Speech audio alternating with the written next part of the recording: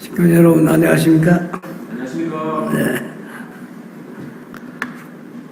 네. 우리 담임 목사님께서 이렇게 거룩하고 성스러운 이 제단을 할애해 주셔가지고 평소에 존경하는 선배 원로님들 또 제재계장님과 부인회장님 비롯한 여러 식구님들 앞에 인사드리게 됨을 무한한 기쁨과 영광으로 생각하고 깊은 감사를 드립니다.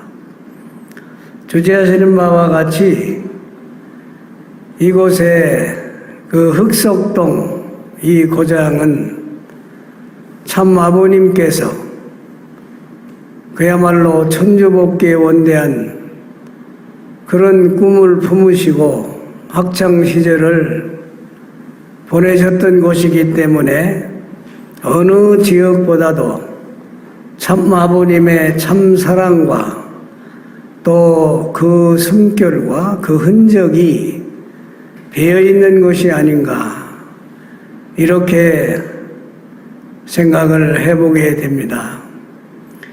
이와 같은 성스러운 이고장 흑석동 교회에서 참 아버님 천주성화 제10주년을 기념 추모하는 이런 예배를 여러 식구님들과 함께 봉헌 드리면서 참부모님의 위대한 가치, 특히 천상의 하늘 보좌에 계시는 참 아버님을 사무치게 그리워하고 또 흠모하면서 영광을 봉헌하는 이 시간은 그야말로 어느 시간에 어느 행사보다도 참으로 아주 기쁘고 감사한 마음 측량할 길이 없습니다. 아버님 천주성화 10주년 추모를 기념하는 이 예배에서 제가 준비한 말씀은 참 아버님 천주성화전 68일 노정 이렇게 설정을 했습니다. 본론으로 들어가기 전에 한 말씀을 올린다고 하면은 성경 말씀에 보면은 오른손이 하는 일을 왼손이 모르게 하고 또 왼손이 하는 일을 오른손이 모르게 해야 된다. 이런 성서의 말씀이 있습니다마는 여러분들이야말로 이름 없이 빛도 없이 오직 참 부모님만을 바라보면서 천일국 창건을 위해 가지고 하나의 작은 부속품으로서 그 순수한 기능을 10분 발휘해야 되겠다. 이런 마음을 또 이런 숭고한 자세를 앞세우시면서 불철주야 수고하시고 또 새벽 운동회를 하시고 새벽 정성을 들이시고 신종정 메시아 활동을 하시고 또 목사님을 도와서 이 지역사회에 헌신 봉사하시는 여러 식구님들이기 때문에 진심 어린 그 존경과 사랑의 마음을 거듭 여러 식구님들 앞에서 표현하지 않을 수가 없습니다.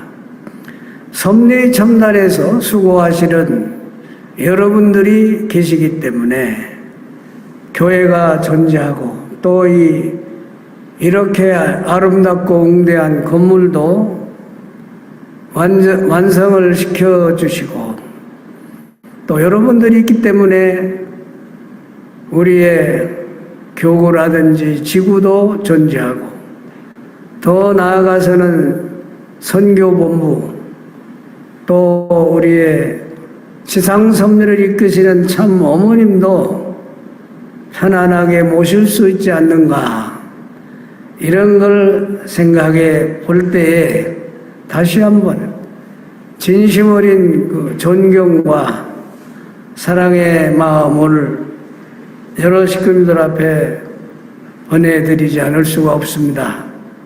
두 번째 또 한 말씀 드리고 싶은 것은 저는 아주 부족한 참 사람이고 또 하늘 앞에 내세울 만한 공로가 없다고 생각합니다마는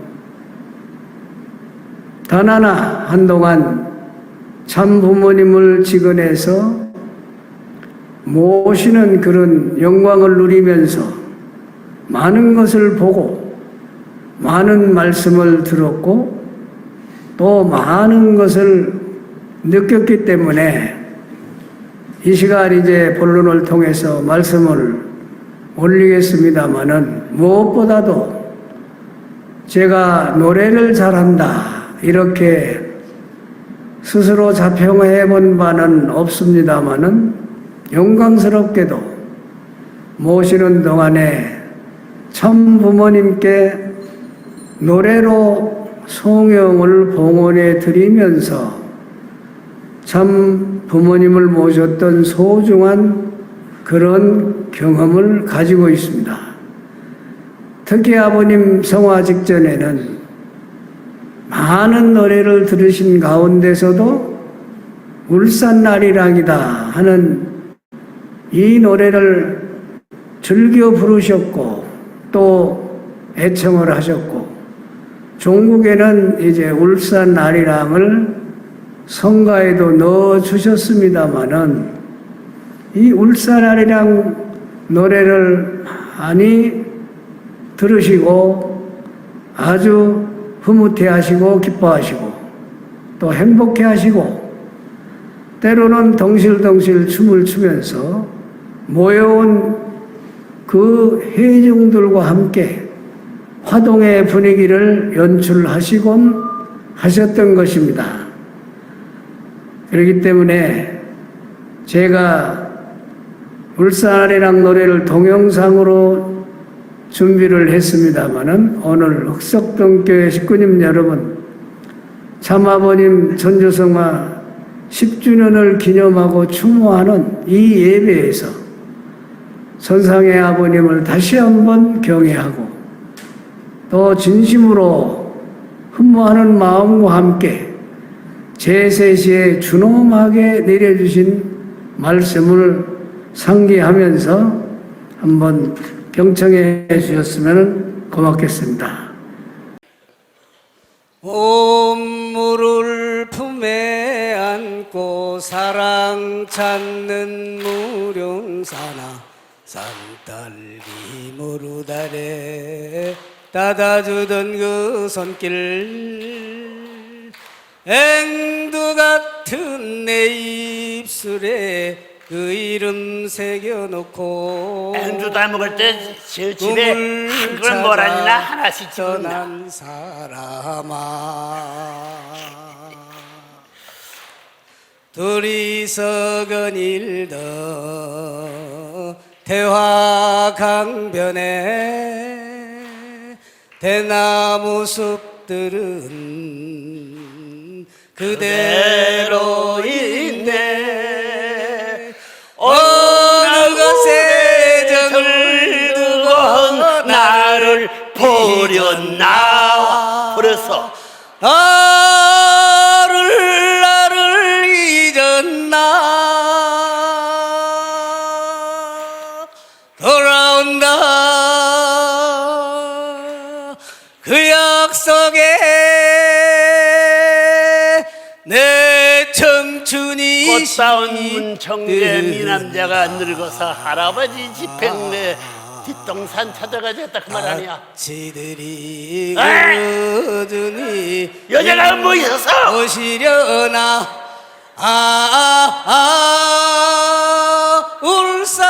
울산아리라 12곡에만 넘었어. 석양을 품에 안고 사랑 찾는 문수산 그건 문수산이야. 딸기 모르다래 문수시장은 죽었다는 게 문수산에. 배 같은 내 가슴에 그리움 물들이고 꿈을 찾아 떠난 사람아 둘이서 거닐던 정자 바닷가 하얀 파도는 그대로 있네 어느 것에 정을 주고 나를 버렸나 와와와 나를 잊었나 돌아온다 그 약속에 내 청춘이 다 늙어져 북만 산천이 부르고 있구나 와와와냐 님 오시려나 울산 울산아리랑 눈물이 철철 흘리는 울산 아리랑 고개 망국지 종이 제가 오늘의 그 주제 말씀을 참 아버님 전주성화전 68일 노정이다 이렇게 설정을 했다는 말씀을 올렸습니다마는 왜 68일 노정인가? 참 아버님께서 2012년도 천력으로 7월 17일 오전 1시 54분에 성화의 길을 택하지 않을 수 없었던 것은 여러분들도 잘 알고 계시리라 믿습니다. 아버님께서 이제 효진님이 성화하신 이후에 2012년도 또 그 다음에 기원절 전까지 세워놓으신 아버님의 원대하신 그 목표가 결국은 아들이 하지 못하는 책임을 다하지 못한 것은 내가 인류 자식이 다하지 못한 책임은 부모가 해야 된다.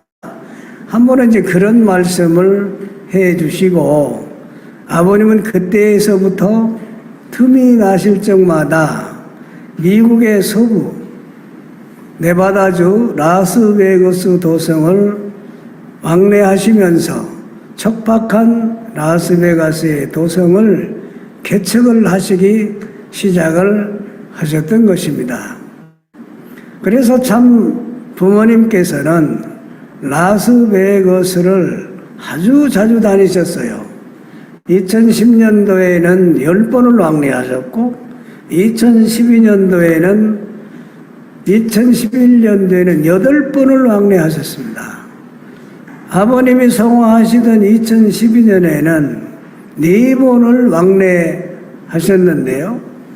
마지막으로 아버님 성화 직전에 라스베거스에 가신 날짜가 천력으로 5월 9일 날 가셨습니다. 5월 9일 날 가셔가지고 라스베거스에서 18일 동안 체류를 하시다가 5월 27일 날 승리 귀국을 하셔가지고 그날 밤에 청평 정신월드센터에서 아벨 유엔을 창설하신 아벨 여성 유엔을 창설하시는데 아버님께서 말씀을 주셨습니다. 그래서 아버님 제세 시에 마지막으로 창설하신 섭리적 기구가 무엇이냐? 그것은 바로 아벨 여성 유엔이고 아벨 여성 유엔 창설대에서 하신 말씀이 아버님 제세 시에 마지막으로 하신 말씀입니다. 여러분, 서울의 인천공항에서 라스베거스를 가려면은 왕복으로 여기 박국에 우리 회장님께서도 많이 모시고 왕래를 하셨겠습니다마는 왕복으로 24시간이 걸립니다.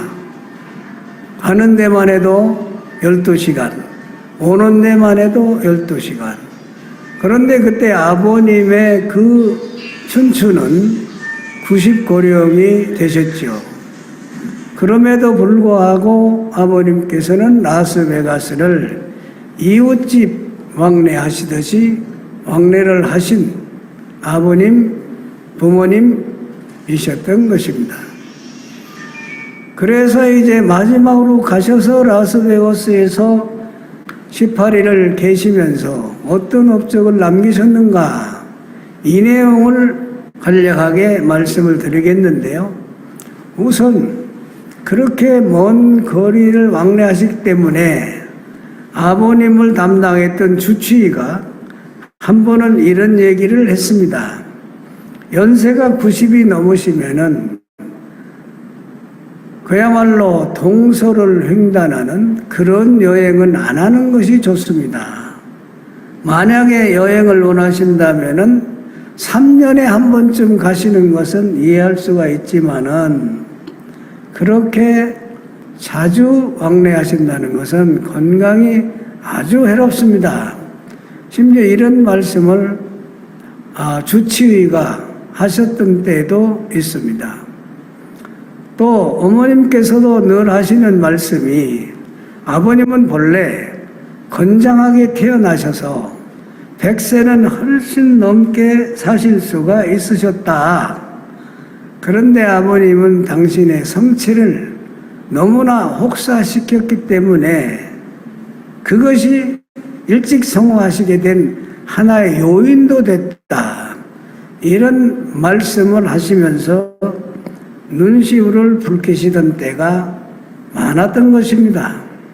그러시면서 어머님은 너희들이 타고 다니는 자동차를 봐라. 닦아줘야 되고 쪼여줘야 되고 기름도 줘야 잘 나가지 않느냐. 또 너희들이 쓰는 컴퓨터, 전자제품 이런 제품도 소재를 잘 해줘야 순기능을 발휘할 수 있는 것이 아니냐. 그런데 아버님은 그런 심적인 그런 여유를 갖지 못하시고 한해 하나님 해방과 인류의 구원과 평화 세계를 위해서 손각을 다투시는 나날을 보내셨던 아버님이시다. 어떤 섭리의 과제가 생기게 되면은 해법이 나올 때까지는 밤을 치새우시면서 올인하셨던 아버님의 노정이었다. 이런 말씀을 어머님께서 수시로 저희들 앞에 들려주셨던 말씀을 잊을 수가 없습니다. 이렇게 해서 아버님은 라스베가스에 6월 9일 날 가셔가지고 어떤 행적을 남기셨는가 하면은 여러 용의 말씀을, 그야말로 많은 주옥 같은 말씀을 해 주셨습니다마는 한 2가지 정도만 말씀을 해 올리려고 합니다. 라스베가스에 가시면은 아버님은 바로 라스베가스 천화궁에서 2시간 자동차로 2시간 거리에 위치해 있는 후보댐으로 나가십니다. 아버님은 세계 어느 처소에 가시든지 간에 해양 섭리의 끈을 놓지 않으십니다. 그래서 그 지역 복귀를 위해서는 우선 바다나 강에다가 낚시추를 던지고 이 도성이 어떤 도성인가 하는 것을 진단을 하시곤 하셨던 것입니다. 이렇게 해서 라스베가스에 치료하시는 동안에 거의 3분의 2의 일정은 후보댐에 나가셔서 낚시 정성을 들이신다. 이렇게 봐도 과언은 아닙니다. 아버님께서는 늘 말씀을 하십니다.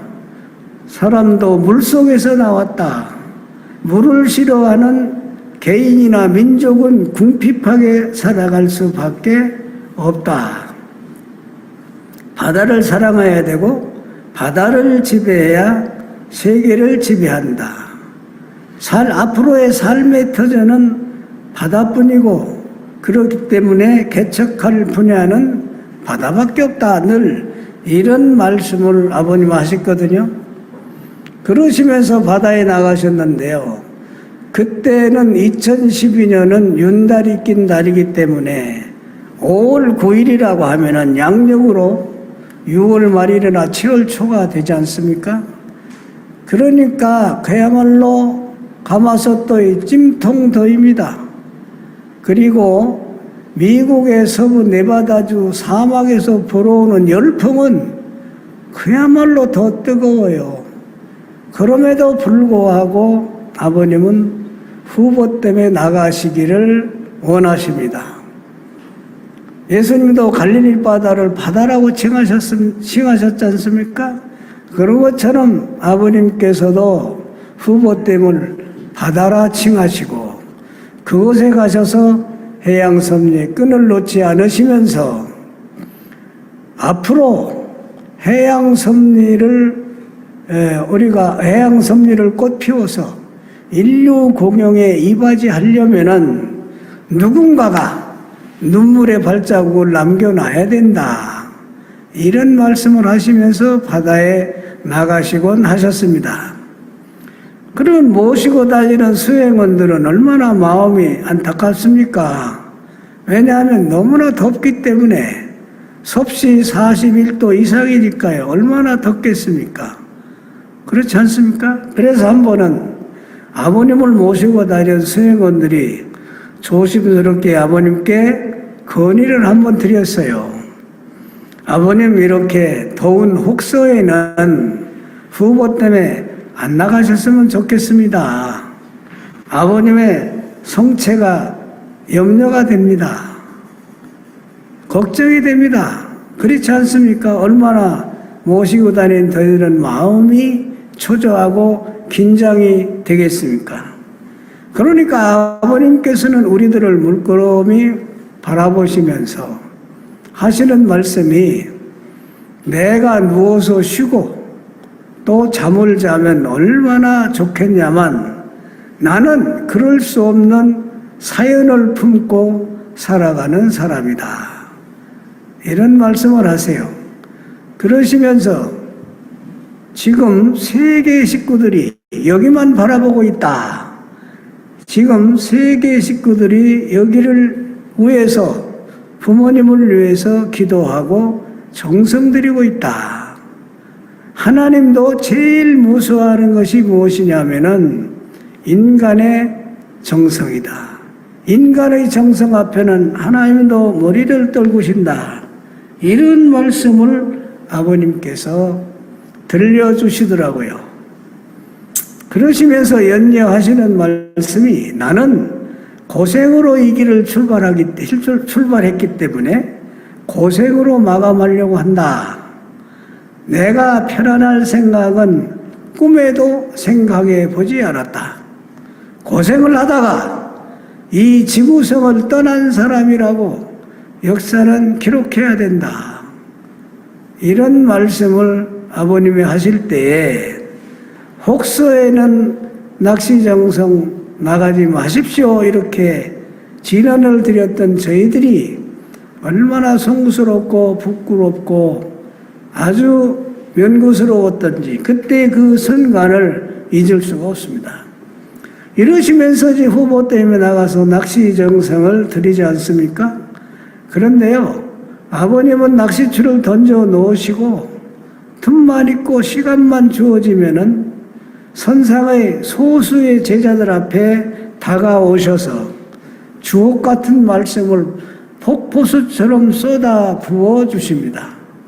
아버님을 모시고 다니다 보면은 아버님은 한 사람이 있건 두 사람이 있건 10사람이 있건 그 수에 연연하지 않으시고 말씀을 주시고 또 주시면서 모여온 사람들을 각성을 시켜주시는 또 교육을 시켜주시는 또 훈육을 시켜주시는 말씀으로 일관에 나가시는 아버님이십니다.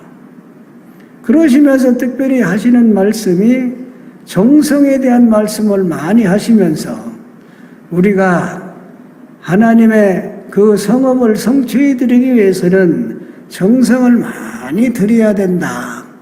이런 말씀을 강조하시고 사랑의 전통도 세워야 되고 그 다음에 섭리의 첨단을 사수하는 전통도 세워나가야 되고 또 해양 섭리의 전통도 세워나가야 된다.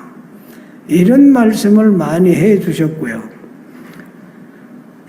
두 번째로는 많이 강조하신 말씀이 여기도 한일 가정이 많이 계시겠습니다만 한일 가정들을 비롯한 국제 가정들에 대한 말씀을 많이 해 주셨습니다. 한 분은 이제 후보 때문에 나가셨는데 일본 한일 가정들에 대한 그 상황에 대해서 보고를 좀 해봐라. 이런 말씀을 하셔가지고 가감없이 자세하게 보고를 드렸습니다. 얼마나 기막힌 사연들이 많습니까? 일일이 열거하자면은 하루 종일 얘기해야 됩니다만은 많은 국제가정들 그 가운데서도 한일 가정의 그 엄마들에 대해서 그렇게 아버님은 걱정을 많이 하시고 참 안타까워 하셨습니다. 그 보고를 드리니까 아버님은 너무나 기가 막히셔가지고 들고 있던 낚싯대를 선상우회로 떨어뜨리시더라고요. 그러시면서 먼 수평선을 바라보시면서 눈시울을 적시던 아버님의 그 모습을 잊을 수가 없습니다. 그러시면서 하시는 말씀이 이영만리 나만 믿고 시집온 개들을 내가 책임져 줘야 된다. 이런 말씀을 하시더라고요. 아마 여수 청해가든에서 7,200명 68차에 거쳐서 해양 여성훈련 지도자들을 교육시킬 때 참석하신 분이 많이 계시겠습니다마는 그때 아버님께서는 무슨 말씀을 하셨느냐. 일본 엄마들 향해서 너희는 이론적 교육뿐만이 아니라 실질적으로 배 운전할 수 있는 면허증을 경찰관 입회에 다 따라. 이런 말씀을 하셨어요. 그래 실제로 면허증을 딴 사람이 3,000명이 넘었습니다. 그러시면서 아버님은 면허증만 가지고 있으면 네 신랑들이 돈 벌어다 주지 않아도 삶의 터전인 바다로부터 모든 자양분을 제공받아가지고 너희 자녀들도 성장을 시킬 수 있고 교육을 다 시킬 수가 있다. 이러면서 위로해 주셨던 아버님이셨습니다. 일본의 참 엄마들 또 국제 가정들 속언에도 그런 말이 있지 않습니까? 가지 많은 나무가 바람 잘 날이 없다. 열 손가락 깨물어서 아프지 않은 손가락이 없고 자식의 눈에서 눈물이 나면 부모의 눈에서는 피눈물을 흘린다. 이런 속언이 있습니다. 아버님께서는 인류의 70억의 인류를 내가 낳지는 않았지만 내가 책임져야 된다. 그래서 나는 참 부모다. 이런 말씀을 많이 아버님은 들려주시면서 내가 일본의 식구들 또 일본의 엄마들을 생각하게 되면은 죄인 같은 감정이 든다. 이런 말씀을 하세요. 왜 아버님이 죄이십니까? 우리를 구원해 주시고 영생의 길을 열어주셨는데 이렇게 하늘 앞에 겸허하신 자세를 가지시면서 일본이라는 선진국가에서 태어나고 일본이라는 좋은 환경 속에서 성장하고 또 좋은 대학 다니고 좋은 직장 다니다가 원리와 나를 만나서 저 고생을 한다고 아버님은 이러시면서 청소부가 없나 어부가 없나 예?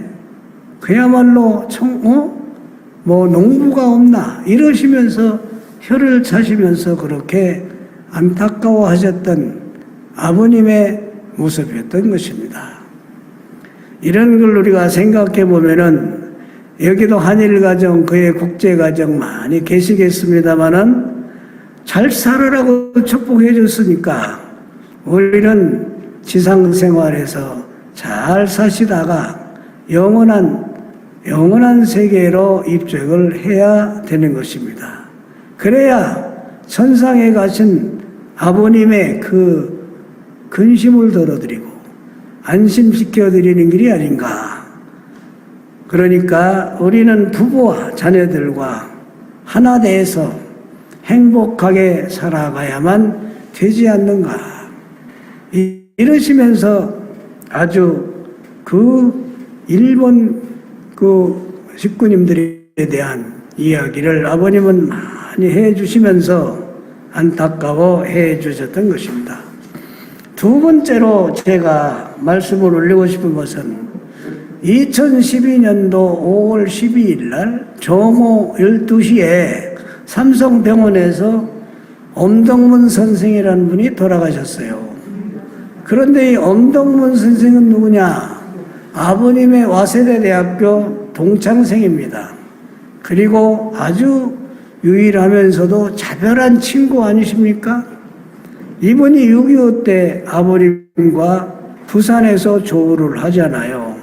아버님의 말씀을 며칠 듣고 이 사람은 아버님 존전에 무릎을 꿇고 자네는 내 친구가 아니고 내 스승일세. 그야말로 자네는 철인이요 성인일세. 이렇게 신앙 고백을 하고 아버님을 일평생 동안 모시고 섬겼던 분이 엄덕문 선생이십니다. 그런데 이분이 이제 성호하셨다는 소식을 듣고 아버님은 상당히 침통해 하시더라고요. 그러시면서 아버님은 내 이름으로 꽃바구니로 보내라. 그리고 천심친구였다. 이런 내용으로 말씀도 주시고 어떻게 해서라도 엄덕문 선생을 성화식으로 모셔야 된다. 이런 말씀도 주시더라고요. 그러니까 이제 우리는 이제 한국협회로 계속 연락을 하지요. 이러이런 말씀을 하셨다. 그런데 들려오는 소식은 엄덕문 선생을 성화식으로 모실 수가 없었다고 그래요. 왜 그러냐면 엄덕문 선생의 자녀분들이 모두 다 기독교인들이기 때문에 성화식으로 모시기가 대단히 어려웠다고 그럽니다. 그러니까 아버님은 더 심각해 하시는 겁니다. 그러시면서 그래서는 안 된다. 어떻게 해서라도 성화식으로 모셔야 된다. 이렇게 강조를 하시더라고요. 그래서 아버님의 그 말씀을 계속 이제 한국협회로 전가를 하지 않습니까? 한국협회에서는 얼마 비상이 걸려가지고 얼마나 다방면에서 다각적으로 노력을 하고 섭외를 했든지 아버님의 그 말씀이 성사가 됐어요. 그 이유인즉 엄덕문 선생의 막내 아들이 썬문대학교 공대 교수였다고 그래요. 그분이 이제 형제들을 설득을 시켜서 성화식으로 결국은 하게 됐는데 그때 이제 우리가 현수막을 붙이고 5명의 간부님들이 가셔가지고 성화의식을 갖춰서 간절히 기도를 해 주셨다고 합니다. 이 보고를 이제 아버님께 전달을 또 우리가 보고를 드렸지 않습니까? 그러니까 아버님은 정말로 기뻐하시더라고요. 희생만면하시고 파한대소하시고 그러시면서 아버님 하시는 말씀이 야 이제는 됐다. 미흡한 부분은 내가 영계에 가서 메꿔주면 된다. 이런 말씀을 하시더라고요.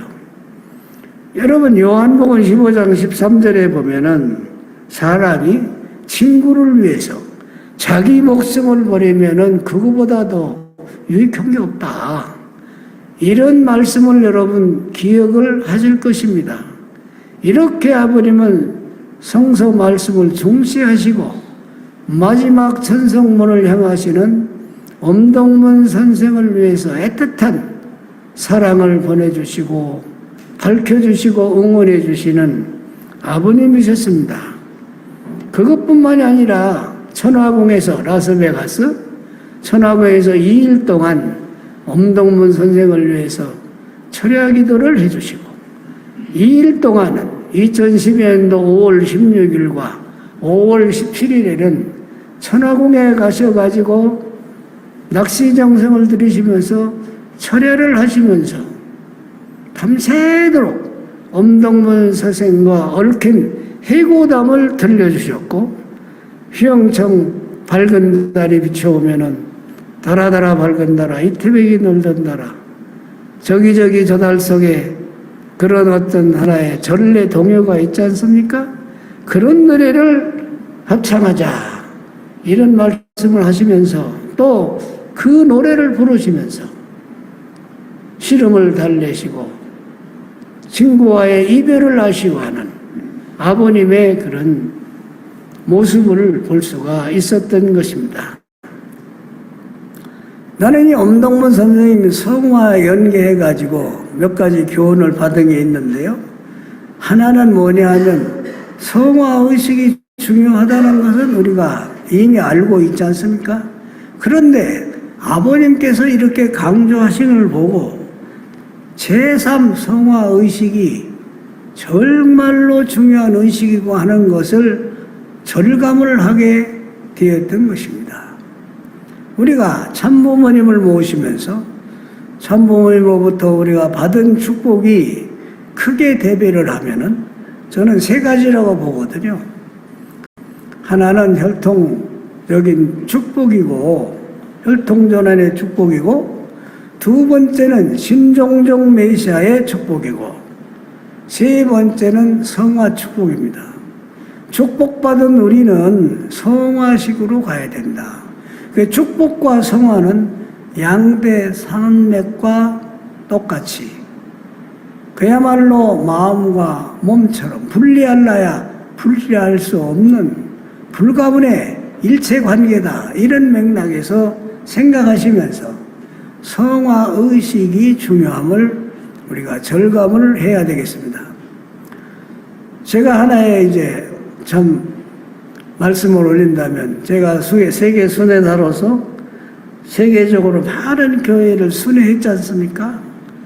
그러면 순회 현장에서 보고 듣고 느끼는 내용도 참 많고 말씀이 끝나게 되면은 상담 요청해 오는 권사님, 장로님들도 많아요.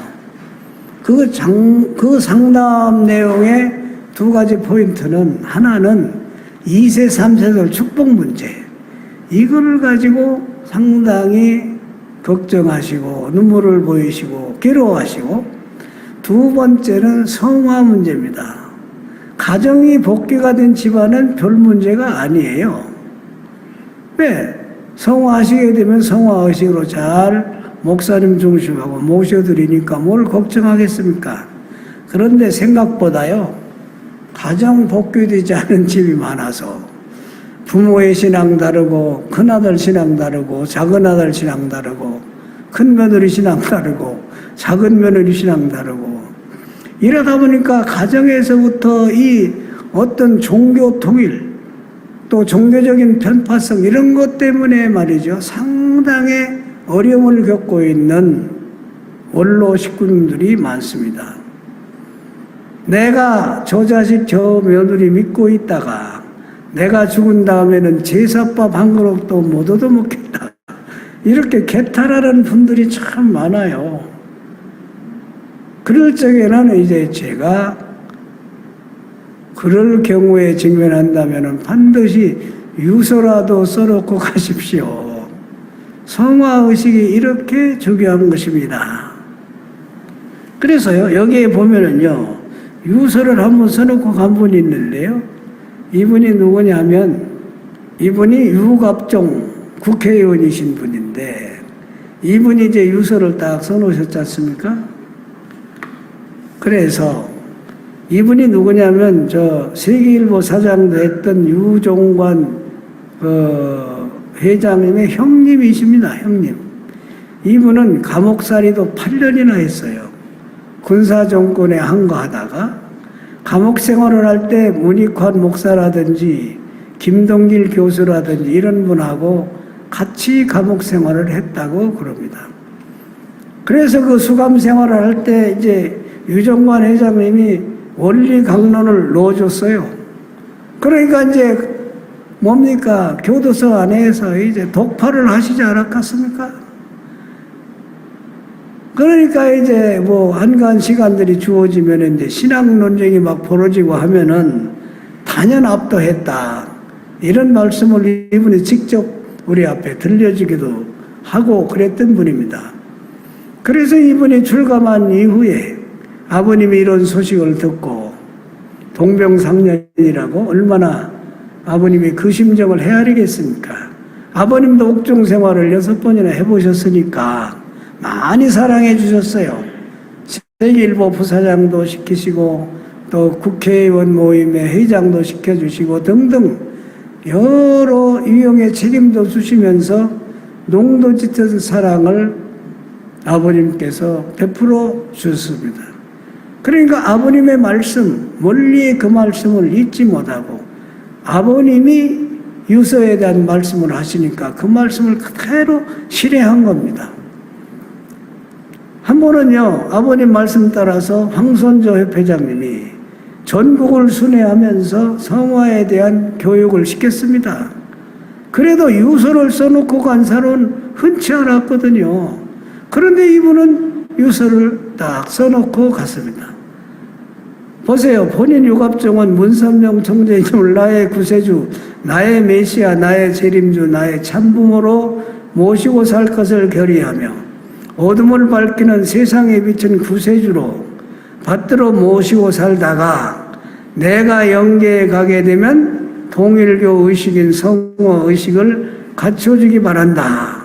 날짜도 쓰시고 이름도 쓰시고 사인도 다 하시고 아내와 5 자녀들 앞에 유서로 남긴 겁니다. 그래서 한 번은 제가 서울에 강북교구장을 할 때 은평교회 소속이었거든요, 이분이. 은평교회 순회를 가니까 이걸 저한테 건네줘요. 그러면서 자네는 교구장이니까 이걸 꼭 보관해야 되네. 그러시더라고요. 그래서 제 이름까지 딱 썼지 않습니까? 이건 하나의 증거자가 돼줘야 되겠다 하는 그런 의미가 포함되어 있죠. 아니, 이게 아니라 이분이 2014년도 제가 여수에 있을 때 성호를 하셨어요. 그러니까 자식들이 성화식으로 못한다, 한다, 난리가 난 거죠. 그때 이제 그 동생 되시는 유종관 회장님께 개입을 해가지고 아니다, 아버님이 돌아가셔서 어떻게 모시는 일은 너희들이 이리할 저리할 성격이 아니고 아버님 뜻대로 해드려야 된다. 아버님 유서대로 해드려야 된다 해서 여기에 이 유서를 보여줬습니다. 그래서 은평교회장으로 아주 참 잘 모셨다 하는 이런 이야기가 됩니다. 얼마나 보모도 당당하게 아버님 존전 앞으로 나아가서 정말 영육계를 왕래하면서 섭리에 기여하시겠는가. 아주 대표적으로 자랑스러운 분이시기 때문에 소개를 드립니다마는 아마 여기에 올라와신 권사님, 장로님들도 성화의식으로 가지 못 갈 것 같은 예감이 드시거들랑 반드시 이렇게 유서를 써놓고 가십시오. 사인도 하시고 주민등록번호도 쓰시고 이렇게 해서 성화의식이 이렇게 중요하다는 것을 절감했기 때문에 강조를 드리고요. 또 하나는 이제 은동문 선생 성화에 연계해서 또 하나 제가 크게 교훈을 받은 것은 우리 통일가의 식구님들은 소속교회는 분명히 해야 되겠다. 소속교회는 그러니까 어머님께서 좌우로 치우치지 말라 이런 말씀을 하시잖아요. 성경에도 여기 있다 저기 있다 하리니 가지도 말고 쫓지도 마라. 저희들이 순회할 때 어머님께서 당부하신 말씀이 뭐냐 하면은 그것입니다. 첫째는 효자 효녀의 삶을 살아가다가 영원한 본향원에 영원히 머물기를 바란다. 그 다음에 두 번째는 좌우로 치우치지 말아라. 참부모는 2대 3대가 없다. 이런 말씀을 주셨어요. 그렇지 않습니까? 그러니까 우리가 뿌리와 곁가지를 분명히 구분하고 알곡과 거러지, 중심섭리와 반개섭리, 산양과 면양, 성서에 나오는 이런 말씀들을 우리가 상기하면서 오직 우리는 부모님만을 바라보고 나아가는 신앙이 돼야 되지 않겠는가, 이런 생각을 해보고요. 두 번째는 참 부모님의 몸된 교회를 잘 섬겨야 되겠다. 이게 참 부모님의 몸입니다. 우리 교회가 얼마나 참 거룩하고 성스럽습니까? 우리가 교회 청소도 잘하고 훈독 정성도 끊치지 않고 찬송 소리도 끊치지 않고 원리 강의도 끊치지 않고 기도 소리도 끊치지 않고 또 이렇게 꽃꽂이도 잘해서 정말로 참 부모님을 섬기듯이 교회를 참 잘 섬겨야 되겠다. 이걸 나름대로 교훈을 받았고요. 그 다음에는 세 번째로 교회를 담당한 목사님들은 참부모님의 대신자요, 대사자요, 대역자입니다. 그렇기 때문에 교회장님한테 잘해야 되겠다. 이 교회장님 앞에서 이런 얘기하면 좀 어색합니다만은 사실이 그렇습니다. 교회장님은 우리 신앙의 아벨 아니십니까? 그렇기 때문에 교회장님한테 잘하고 세운 계획에도 잘 적응을 해 주셔야지 사사건건 시비를 걸고 태클을 걸고 그렇게 되면 전도가 안 돼요. 교회가 발전이 안 됩니다. 이런 점에서 보면은 교회장님을 참부모님 대하듯이 우리는 잘 섬겨야 되겠다. 이것이 하늘의 뜻입니다. 그래야 아예 여러분들이 먼 훗날 너도 가고 나도 가고 아버님 전전할 앞으로 안 갈 사람 있어요? 다 가지요. 가실 때 교회장님들이 성심성의를 다해서 성화의식으로 모셔드리지 않겠는가, 이런 생각을 해봤습니다. 그래서 어머님께서도 순회사들을 내보내실 적에는 반드시 그 말씀을 하십니다. 교회장들한테 잘해야 된다. 그래야 그것이 하늘이 역사하고 후손들이 복받는 길이다. 이러면서 어머님은 그런 전통을 확실하게 세워줘야 된다는 말씀을 여러 번 하셨기 때문에 엄동문 선생의 성화에 연계해가지고 이런 교훈을 받았기 때문에 여러 식구들과 함께 공유를 했습니다.